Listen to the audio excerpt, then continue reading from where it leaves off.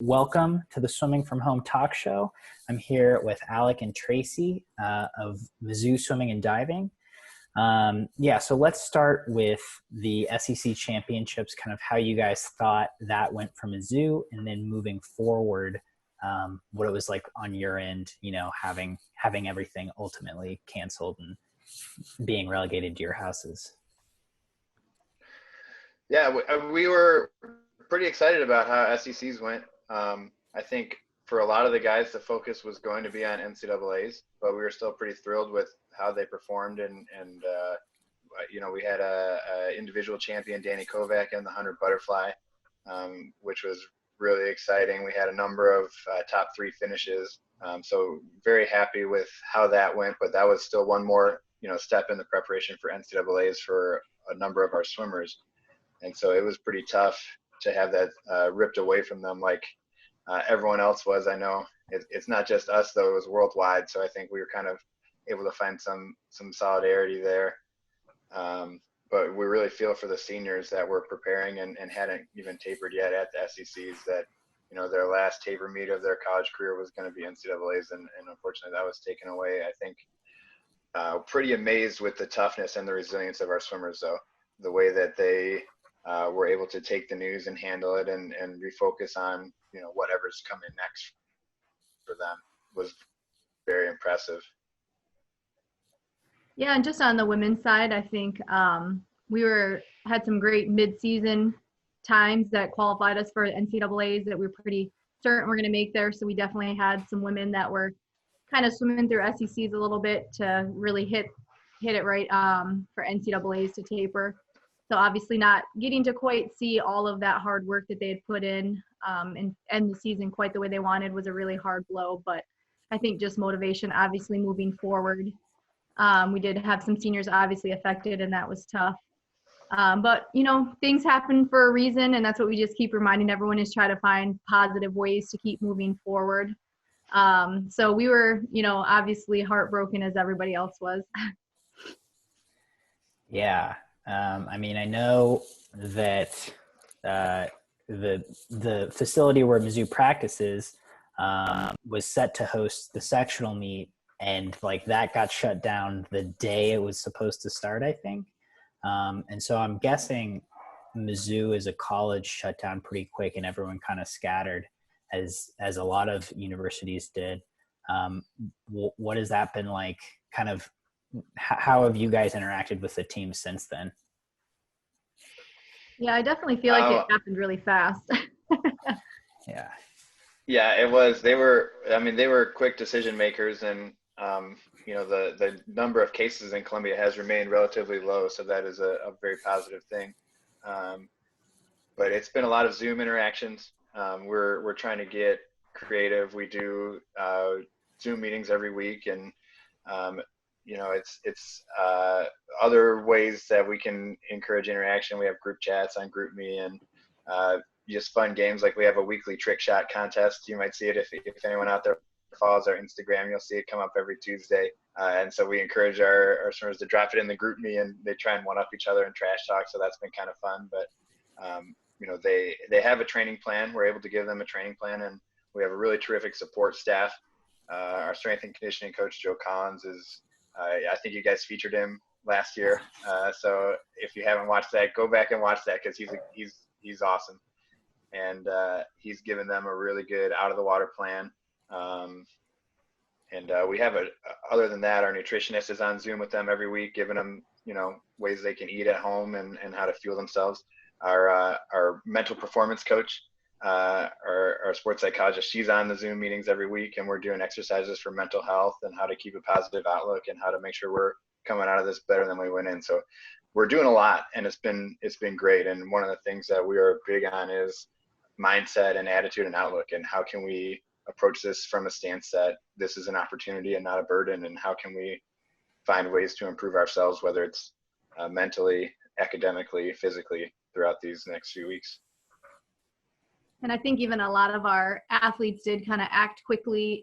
Some of the international kids were able to get home and kind of, I guess now they're stuck at home, but in a good way that they're able to spend this time with their family, becoming creative, obviously, with ways to work out. And then each week I feel like we're getting a little bit better of finding ways to help motivate. The women's team just started like a buddy system. So they each week get assigned to a different person on the team to kind of just check in daily, either if they're going to do workouts together or talk about their food.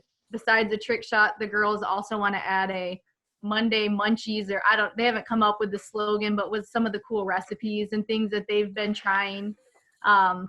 Obviously a lot more time in the kitchen, so they've been baking and cooking dinner for their families, so they're going to start trying to share some of those recipes with each other too. Nice. Yeah, I mean that sounds like a lot of activity, which I think is good in a time like this, certainly. So Tracy and Alec, you are both, this was both your first year as associate head coaches, Alec for the men's team and Tracy for the women's team at Mizzou. How has this situation affected, I guess, just kind of your outlook? I'm guessing you felt pretty good about the season you had, but to not have that kind of final data piece, as a lot of coaches had mentioned, as first-year coaches at a program, what is that like for you? It's incomplete, I guess. I think a lot of the guys did get their taper meets, and men and women both had their SECs. So, there were just a handful of them that were tapering for NCAA. So, it's hard as anything where we didn't get that final meet that everyone was really looking forward to. But it was still a really amazing year. We saw so much growth and so much improvement across the board with all of our swimmers that we're just so proud of the achievements that they have. And, we're always big on celebrating our achievements. That's one of our philosophies, is you have to celebrate every little success that you have along the way. And I think that has really helped us through this situation, because if we waited till the end of the season to celebrate everything that I was doing right, then we missed out on a huge chunk of our great successes. And we were taking the time throughout the year to really do that. And it's one of the things that we're encouraging our athletes to keep doing through this stay-at-home order is, any little thing that you do that you feel is worth celebrating, find a way to celebrate it and make sure that, keeps your positive attitude going through. Yeah, I'll just say, we were really happy with SECs. Obviously, there were things we wanted to fix. I think actually this time has given us a lot of reflection. Things did kind of get rolling really fast with an all new staff and Andrew taking over. So this has given us that kind of pause that we never really had to kind of go back and think about all the things that we did do well and what we need to improve and change. Obviously there was a few swimmers on the women's side that I really wish we would have been able to see the end of the year. We had a couple freshmen coming on towards the end that were just starting to hit it, but that's just the way things are. Things can get taken away from you. And like Alex said, we just have such a strong team, coaching staff, support service here that, we're just going to come out of this even stronger than we were. So I'm just excited for what the future has. Yeah.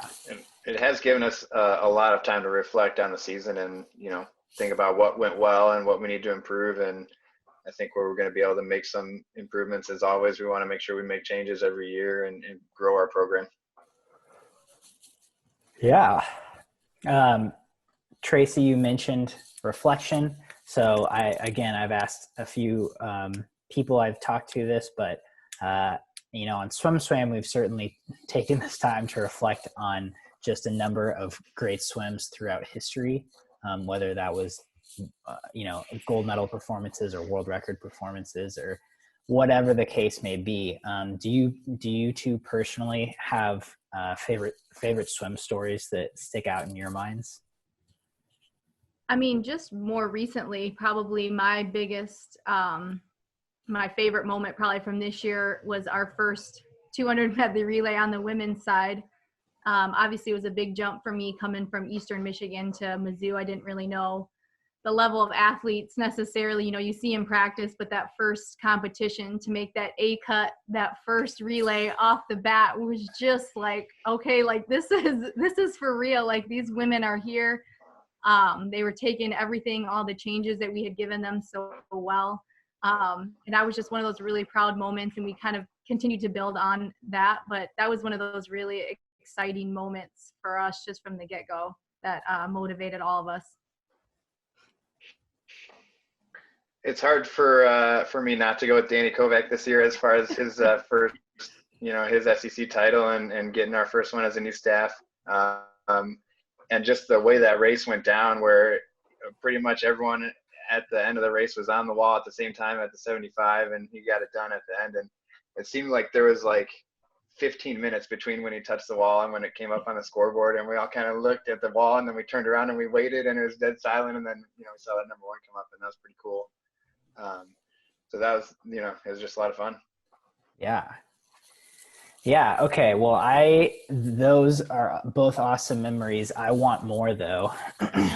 So I'll share you one of mine. And it was when I was coaching for Columbia Swim Club. And we were at our sectional meet in 2014. And the year prior, our women had won the sectional meet for the first time in club history. And so that was really cool. And a lot of those women were still on the team. And then, it was kind of a thing where we were battling for the overall team title, which Columbia Swim Club had also never won that before. And so it came down, we were battling with the Kansas City Blazers all weekend. And we were kind of like, this is like pretty unlikely, but like it could happen. So everyone swam a really awesome meet. It came down to our girls won the 400 free relay. That was really thrilling because Chelsea Tatlow had like a come from behind anchor and touched first, and that was really cool. And then it came down to our boys relay, who they didn't have to win, but I think the stars kind of had to align. And I know that our anchor passed like a Blazers, or our anchor passed like one relay on the last 25, and then some other team passed like the Blazers B relay at the other end of the pool in the last 25. And so the relay finishes, and we're like all kind of trying to calculate, and we're like, I don't know. I don't know what happened. We don't know. And there was just so much excitement around it, and we ended up winning the meet by 3 points. So like, if those two passes on both ends of the pool hadn't happened of the last 25, like I don't think it would have ended up that way. But that was forever one of my favorite swimming moments, and certainly one of my favorite swimming moments related to Columbia, Missouri. So aside from this year, what are your, what is one or two of your favorite swimming memories that either you've witnessed in person, or maybe you saw live on TV, maybe an Olympics or a World Champs or something like that? I feel like the Jason Lezak anchor relay is always one of those races that if you need some sort of motivation, like if that doesn't motivate you, I don't know what will, that come from behind. But so that's always a good one. Yeah. Sorry to interrupt. I didn't mean to jump in, but Matt Grievers was a teammate of mine, Andrew's brother. So Andrew's our head coach, and his brother Matt, I swam with for 3 years, and he was on that relay in prelims. And so we were actually at his parents' house, Andrew and I and a couple of other friends, watching in the basement of his parents' house. And Lezak coming back actually earned Matt a gold medal because he swam in prelims. So we were just going crazy. So that was a really fun. That's for obvious reasons, everyone has that as one of their favorites, but that's a special place for me too. That was Matt had been a part of they had set the world record in prelims, right? Is that correct? I don't recall, but okay, it's possible. There was a lot of crazy times during that period, but that's awesome. And I think I certainly remember where I was when I saw that anchor leg, and just remember screaming a lot. Well, cool. So I guess on more of a closing note, what are you guys thinking moving forward through this quarantine? Maybe thoughts you have on just strategies that have helped you guys personally, or even when you do get to return to the pool deck. I think something is important is give yourself something to look forward to every day. Find something that's fulfilling, that you can, really get excited about on a day-to-day basis. And sometimes it's hard when it seems like everything's canceled and you have to kind of make your own events, whether it's a FaceTime with family or, a game time or a workout or a meal, a new hobby, anything, just little things that bring you happiness that you can get excited about are important now more than ever. And keeping a good mental health and just, getting back in. We're just looking forward to the day that we can get back in the water and get back to swimming.